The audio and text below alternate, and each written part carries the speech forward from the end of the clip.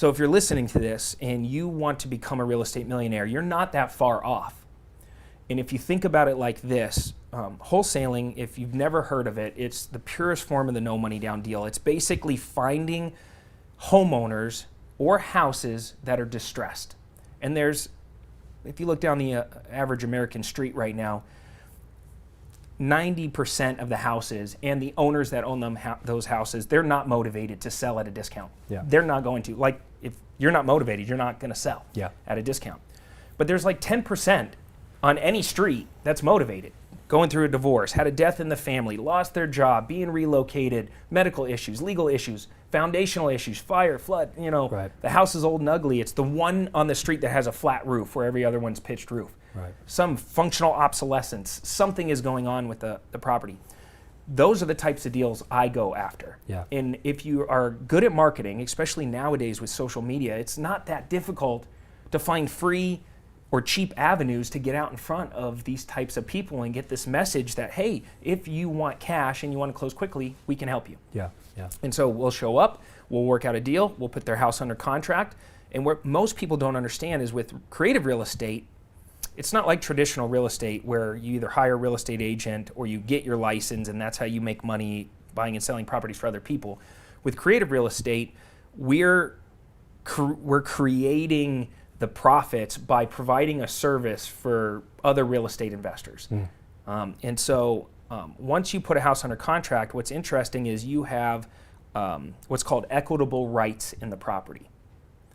And all that means is per the contract, you have certain rights to that property. Just like if you signed a contract to rent somebody's property, you now have the right to use the property.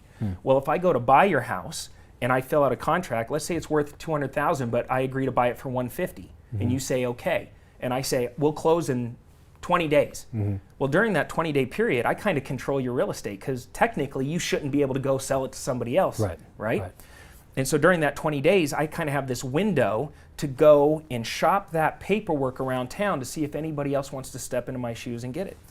And that's the concept of wholesaling, is being a real estate middleman or matchmaker. And so once I kind of thought of it like, okay, how many of these types of deals where I find a seller, I negotiate, I put their house under contract, I find a cash buyer, which is a landlord or a rehabber, and I find them and I just put deals together. And in 2019, my average wholesale fee was $11,202, right? So think about this. I'm going to try and get these numbers off the top of my head, but think about this.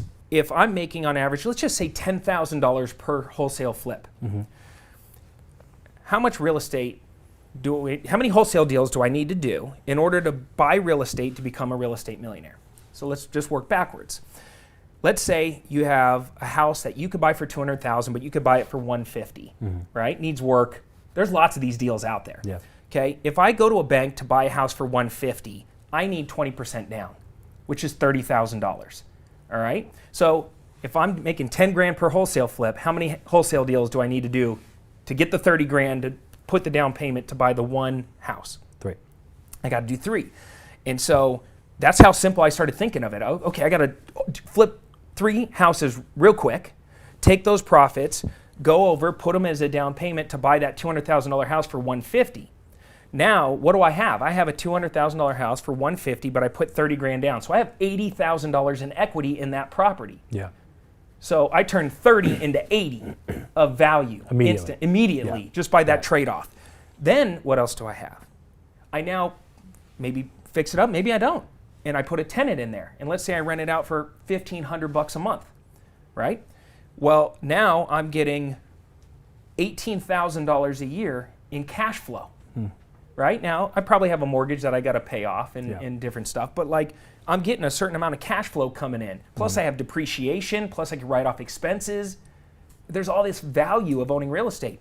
Well, if I do 5 of those houses in the course of a year, I now have $1 million worth of real estate off of 15 wholesale deals. So I turned 150 grand into $1 million worth of real estate, $400,000 in equity, plus constant cash flow and massive tax benefits. Yeah. Boom. All of a sudden the light bulb went off and I was like, I could do this. Because I could do this over here. And this was the gateway to get me here.